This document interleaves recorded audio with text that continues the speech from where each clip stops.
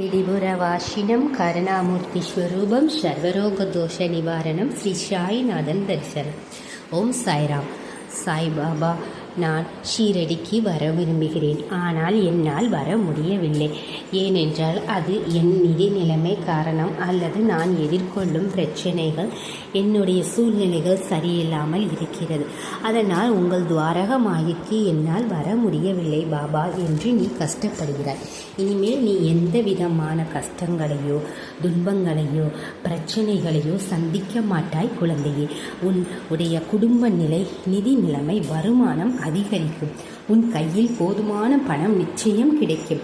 உன் ஷீரடி பயணம் உன் குடும்ப உறுப்பினர்களுடன் சுமூகமாக செல்லும்.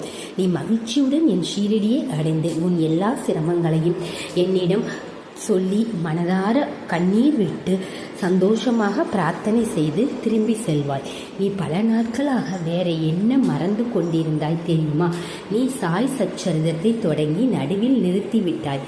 பார் குழந்தையே, நான் உன்னை ஒருபோதும் அதை படிக்க வற்புறுத்தவில்லை. நீ அதை உனக்காக செய். நீ அதை முழு மனதுடன் செய். நீங்கள் சாய் சச்சரிதத்தை தொடங்கினீர்கள். நடுவில் நிறுத்துவது நல்லதல்ல. நடுவில் நிறுத்துவது மிகவும் நல்லதல்ல.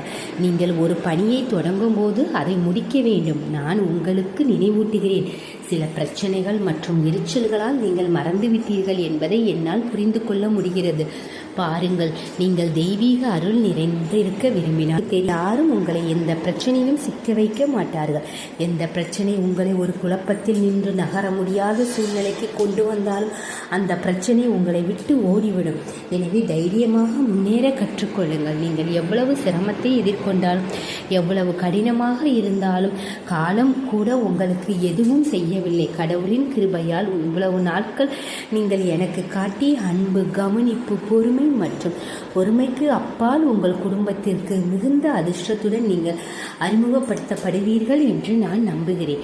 நீங்கள் இப்போது முற்றிலும் சோர்வாக இருப்பதை நான் அறிவேன். அந்த சோர்வான மனதுடன் நீங்கள் ஓய்வெடுக்கும் மகிழ்ச்சியாக நேரத்தை செலவிடவும் கூடிய தருணங்கள் நான் உங்களுக்கு அறிமுகப்படுத்துவேன். ஓ, இதுதான் வாழ்க்கை. பாபா எனக்கு கொடுத்த இந்த வாழ்க்கை எவ்வளவு மகிழ்ச்சியாக இருக்கிறது என்று நான் உங்களை சிந்திக்க வைப்பேன்.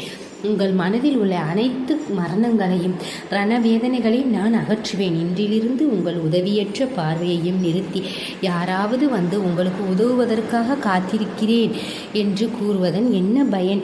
நான் ஏதாவது வடிவத்தில் உங்களிடம் வந்து உங்களை சந்தித்து நீங்கள் என்னிடமிருந்து கேட்கும் எந்த உதவியையும் உங்களுக்கு வழங்குவேன். உங்கள் மனதில் உள்ள சந்தேகங்களையும், அதாவது இதுவரை உங்கள் மனதில் இருந்த சந்தேகங்களை நான் முற்றிலும் நீக்கி, நான் யார், என் அன்பு என்ன, உங்கள் மீது எனக்கு என்ன கருணை இருக்கிறது என்பதை உங்களுக்கு முழுமையாக புரிய வைப்பேன். வரும் நாட்களில் உங்கள் மனதை அமைதியாக வைத்திருக்க நீங்கள் வேறு எதையும் செய்ய மாட்டீர்கள். பாருங்கள் குழந்தையே, நீங்கள் நிதி உதவிக்காக காத்திருக்கிறீர்கள் இல்லையா? நீங்கள் சனிக்கிழமை பெருமாள் கோவிலுக்கு செல்லுங்கள். லக்ஷ்மி மற்றும் நாராயணர் இருவருக்கும் துளசி மாலைகளை அர்ப்பணியுங்கள். இதனால் அவர்களின் ஆசிகள் முழுமையாக உங்களுக்கு கிடைக்கும். இந்த சாயை மட்டும் நம்பி மற்ற தெய்வங்களை தவிர்க்க யாரும் சொல்ல மாட்டார்கள். உங்கள் குலதெய்வ வழிபாட்டை நீங்கள் மறந்து விடுவதால் குலதெய்வத்தை வணங்குவதையும் குலதெய்வ வழிபாட்டை ஒருபொழுதும் மறந்து விடாதீர்கள். உங்கள் குலதெய்வ கோயிலுக்கு மாதத்திற்கு ஒரு முறையாவது சென்று வாருங்கள், அல்லது 6 மாதத்துக்கு ஒரு முறையாவது சென்று வாருங்கள்.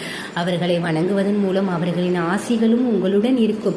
அவர்கள் உங்களிடம் மிகவும் மகிழ்ச்சி அடைந்தால் உங்களை மகிழ்ச்சியடைய செய்யும் வகையில் கடவுளை வணங்குவதன் மூலம் அவர்கள் ஆசிகள் உங்கள் மீதும் உங்கள் குடும்பத்தினர் மீதும் ஆசீர்வாதம் மழை போல பொழியும்.